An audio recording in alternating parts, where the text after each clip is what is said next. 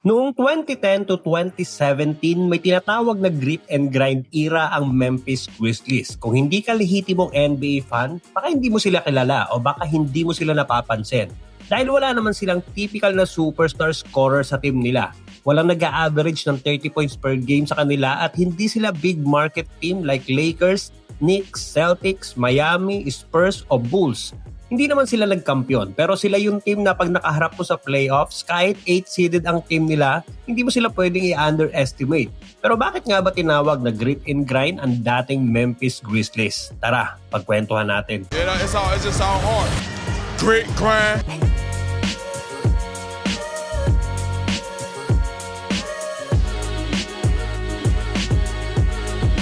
Noong early 2010s, panahong hindi pa nasasakop ni Steph Curry ang NBA o hindi pa fully nagte-take over ang 3-point revolution, basta panahong hindi pa puro tres ang tirahan. Malakas pa ang mga team na may dominanting power forward at center. Actually, kahit noong mga early years ng NBA, mataas ang demand sa mga dominant big man. Lalo na pag may katandem pa yung malakas na 4. Naku po, kalampagan na sa ilalim yan.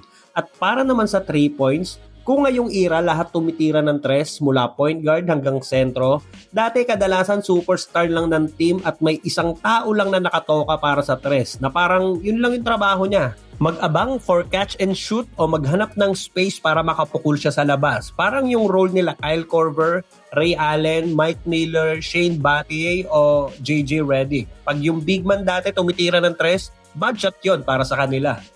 But anyway, ang grit and grind era ng Memphis noon ay nakasentro sa core 4 ni na Mike Conley, Tony Allen, Zach Randolph at Marc Gasol. Nakilala sila dahil sa kanilang depensa. Hindi sila yung tipong run and gun o pace and space. Sila ay more on half-court execution. Pinapabagal nila every possession. Hindi sila yung tipong makikipagpataasan ng score sa kalaban. Mas trip nila pababain yung score ng kalaban kaysa i-improve yung offense nila. Ganon sila nag-focus sa defense. At dito na nabuo yung identity nila, ang slow, tough at defense basketball.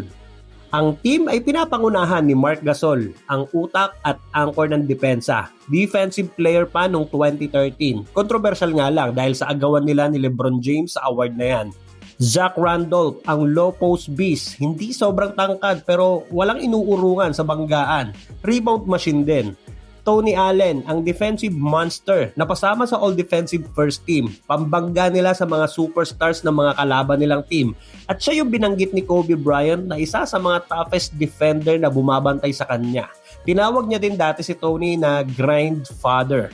Mike Conley, ang tahimik pero deadly leader ng team. Andun din si Rudy Gay. Gay lang yung apelyido pero straight naman siya. Siya naman ang mostly bahala sa opensa nila. Kasama din nila dati ang gangsta na si OG Mayo na kung hindi lang naligaw ng landas, may pagkabatang Paul George sana. Hindi sila typical superstar lineup pero ang chemistry, solid.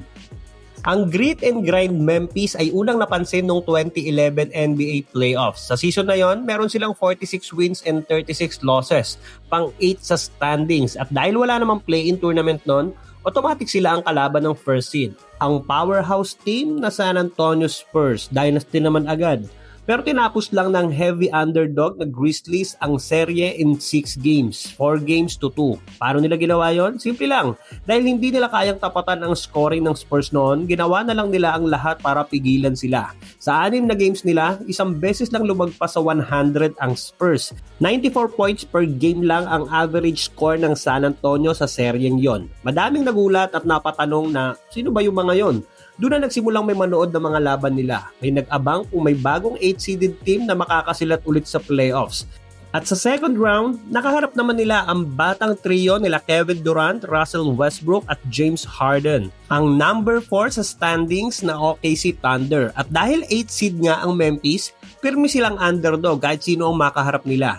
Ang serye nila kontra Thunder ay umabot pa ng Game 7 kung saan dun sila nilaglag ng OKC para tapusin ang season ng grit and grind Memphis. Pero still, impressive pa din yung season na yon para sa kanila dahil bukod sa 8 seed lang sila, naabot nila ang second round ng playoffs nang wala ang leading scorer ng team na si Rudy Gay dahil sa injury sa balikat na hindi nakalaro ng 23 regular season games at buong playoffs. Talon tayo ng 2012 to 2013 season kung saan nakuha ng Grizzlies ang 5th seed sa Western Conference na may 56 wins at 26 losses. Una nilang nakaharap ang Lob City Los Angeles Clippers na may CP3, DeAndre Jordan, Blake Griffin, Jamal Crawford, Lamar Odom at Chauncey Billups. Down sila ng 0-2 pero tinapos pa din nila ang serye sa Game 6. Basta kalaban mo si Chris Paul, may pag-asa pang makabangon sa 0-2 deficit. Sa second round, okay si Thunder ulit pero injured si Westbrook. Pero may Derek Fisher na kapalit. Tinalo din nila ang Thunder 4-1 pero nabawian man nila ang Thunder sa semifinals, sila naman ang nabawian ng San Antonio Spurs sa conference finals. At dahil mabigat lagi bumawi ang Spurs, na-sweep ang Grizzlies 4-0. Pero kahit ganon, nakuha na ng Memphis Grizzlies ang respeto ng liga at sa mga sumunod na taon hanggang 2017, hindi na sila nawala sa playoff pictures. Sa panahon ng highlights at scoring explosion, pinakita ng Memphis na pwede kang manalo gamit ang depensa, teamwork, physicality at disiplina. Hindi sila dynasty, hindi nga nakapasok ng finals Pero sila ang team na hindi mo gugustuhin makaharap. Kasi kahit manalo ka, bugbog ka naman, minsan sugatan ka pa. Kaya kung humanga ka na sa depensa nila Dillon Brooks nung time niya sa Memphis, kaya kong sabihin na manipis pa yan kumpara sa grit and grind era nila Tony Allen, Mark Gasol at Zach Randolph. Isang paalala na sa basketball, hindi lang talent ang labanan, kundi puso, sipag at tibay ng loob. At yan ang tunay na kahulugan ng grit and grind.